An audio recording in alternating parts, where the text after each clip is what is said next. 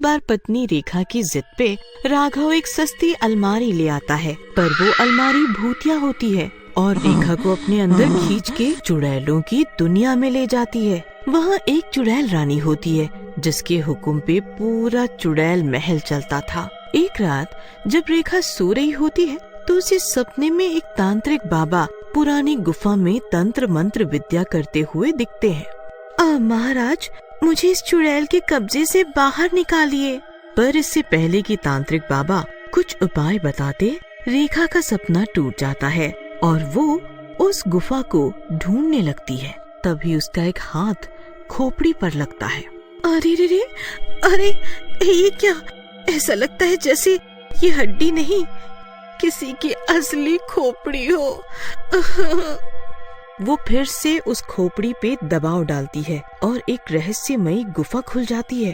अरे ये तो वही सपनों वाली गुफा है, जरूर अंदर वो तांत्रिक बाबा भी होंगे। फिर वो उसी गुफा के अंदर चलती जाती है और उसे तांत्रिक बाबा तंत्र मंत्र पढ़ते हुए मिलते हैं। वो बाबा उसे मंत्र युक्त वस्त्र और एक खंजर देते हैं। जाओ उस चुड़ैल रानी को ये वस्त्र पहना के इस खंजर से उसकी चोटी काट लाओ। फिर रेखा वापस आ जाती है और उस चुड़ैल रानी की झूठी तारीफ करके उसे वो वस्त्र पहनने के लिए राजी कर लेती है। जैसे ही चुड़ैल रानी वो तंत्र विद्या वाले कपड़े पहनती है, उसकी शुद्ध बुद्ध खो जाती है और रेखा उसकी चोटी उस खंजर से काट लेती है। अब ये चोटी मैं तांत्रिक बाबा को दूंगी और वो ही इस भयानक अलमारी की रहस्यमयी चुड़ैल से छुटकारा दिलाएंगे। हाँ। फिर रेखा वो चोटी लेके उस गुफा में वापस जाती है और तांत्रिक बाबा को दे देती है। ये लीजिए बाबा जी, उस चुड़ैल रानी की चोटी।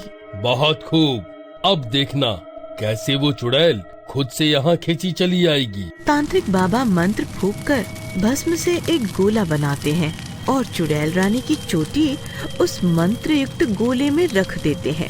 फिर तांत्रिक बाबा तंत्र विद्या पढ़ना शुरू करते हैं। ओम ह्रीं क्लीं चामुंडाय विच्चे नमः स्वाहा। ओम ह्रीं क्लीं चामुंडाय विच्चे नमः स्वाहा। यहाँ तांत्रिक बाबा जैसे जैसे मंत्र तंत्र पढ़ के यज्ञ में आहुति देते, वो चुड़ैल रानी उतना ही ज्यादा बेचैन होने लगती। है चुड़ैल, तूने बहुत सता लिया सबको, अब तुझे यहाँ आना ही पड़ेगा। ओम ह्रीं क्लीं चामुंडाय विच्चे नमः स्वाहा। वहीं दूसरी तरफ चुड़ैल रानी बेचैनी से यहाँ वहाँ उठने गिरने लगती है। अरे ये मुझे क्या हो रहा है? मैं इतनी कमजोर महसूस क्यों कर रही हूँ? हाँ, ये मुझे क्या हो रहा है? बेचैन चुड़ैल रानी तड़पती हुई इंसानी खून की मांग करती है अपनी ताकत बढ़ाने के लिए। ए चुड़ैलों, मेरा आदेश है कि मुझे इसी वक्त इंसानी खून लाया जाए, वरना मैं एक एक करके सबको तबाह कर दूंगी। पर रानी जी, खून तो खत्म हो गया, अब हम कहाँ से खून लाएं? मुझे गुस्सा मत दिलाओ, कहीं से भी जाके खून लेके आओ। चुड़ैल रानी को गुस्से में तमतमाता देख सारी चुड़ैल डर जाती है और उसके खौफ से इंसानी खून ढूंढने लगती है। अरे वो रेखा कहाँ है? अब बस उसी का खून देके हम चुड़ैल रानी के कहर से बच सकते हैं। पर वो तो चुड़ैल महल में कहीं दिख ही नहीं रही। अरे ढूंढो जाके, वरना चुड़ैल रानी हमारा जीना हराम कर देगी। फिर सारी चुड़ैल रेखा को पूरे चुड़ैल महल में ढूंढने लगती हैं, पर रेखा उन्हें कहीं भी नहीं मिलती। इधर चुड़ैल रानी बुरी तरह तड़प रही होती है। बेचैन बेहाल चुड़ैल रानी गिरती पड़ती खुद को संभाल ही रही होती है कि वहाँ तांत्रिक बाबा के 101 तंत्र मंत्र पूरे हो जाते हैं। ये तंत्र मंत्र विद्या के मालिक, अगर मेरी तंत्र विद्या में शक्ति है तो उस चुड़ैल को मेरे सामने हाजिर कर। तभी अचानक एक जोरों का हवा का झोंका आता है और वो चुड़ैल रानी उड़ती हुई हवा के बहाव में खिंचती हुई उस गुफा के अंदर जाने लगती है।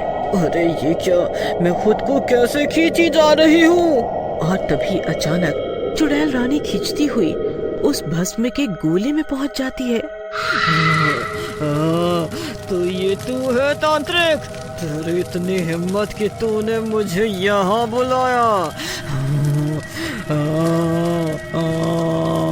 चुप कर चुड़ैल, अब तेरा आखिरी समय आ गया है, अपनी उल्टी गिनती गिनना शुरू कर दे।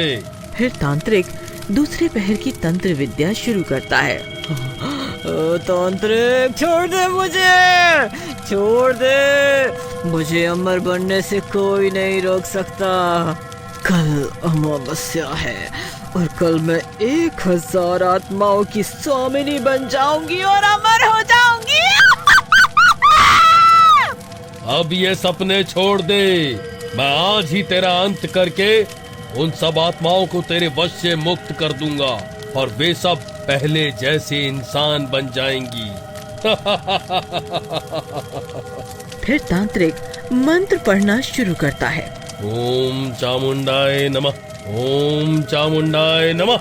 और हर एक मंत्र के साथ भस्म चुड़ैल के ऊपर फेंक देता है। चुड़ैल दर्द से कराहने लगती है। माफ कर दो मुझे, आगे से मैं किसी भी इंसानी आत्मा को वश में नहीं करूंगी, किसी के परिवार को नहीं तोड़ूंगी।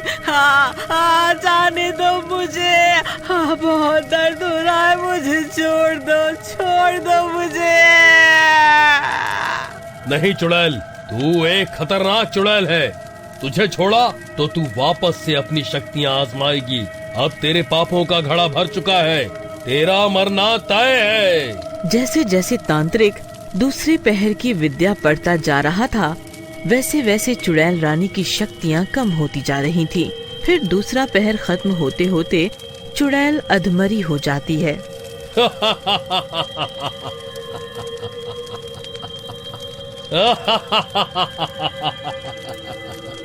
अब तेरी शक्तियां खत्म, अब मैं तेरा अंत करूंगा। फिर तीसरे पहर में तांत्रिक और विद्याओं का आगमन करने लगता है। तांत्रिक के हर मंत्र तंत्र आहुति के साथ चुड़ैल रानी का एक एक अंग उखड़ के अलग अलग गिरने लगता है। देख चुड़ैल, नियति का खेल, उसी तंत्र मंत्र विद्या से तूने शक्तियां पाई और उसी तंत्र मंत्र विद्या से मैं तेरा खात्मा करूंगा। अगर नियति ने प्रेत बनाए हैं तो भगवान भी बनाया है जो तुझ जैसी चुड़ैल का अंत कर सके। हाँ, मुझे माफ कर दो, मैं अपने जान की भीख मांगती हूँ, मुझे जाने दो मुझे।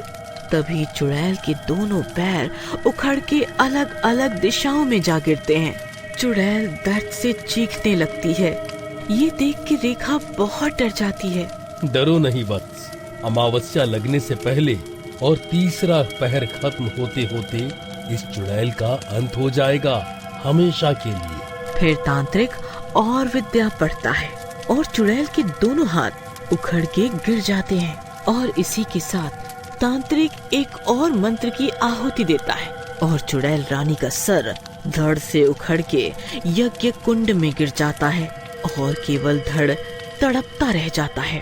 फिर तीसरा पहर खत्म होते होते उसका धड़ भी जल के राख हो जाता है। चुड़ैल का अंत होते ही उस रहस्यमयी दुनिया का भी अंत हो जाता है और एकाएक रेखा खुद को अपने घर में पाती है। अरे ये क्या, ये तो मेरा घर है, मैं अपने घर में आ गई। अरे रेखा, तुम बिना बताए कहाँ चली गई थी? मैं कितना परेशान हो गया था।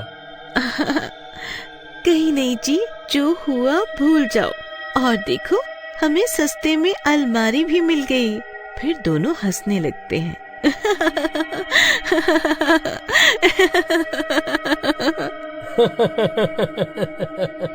ये कहानी आपको कैसी लगी? कमेंट करके जरूर बताएं।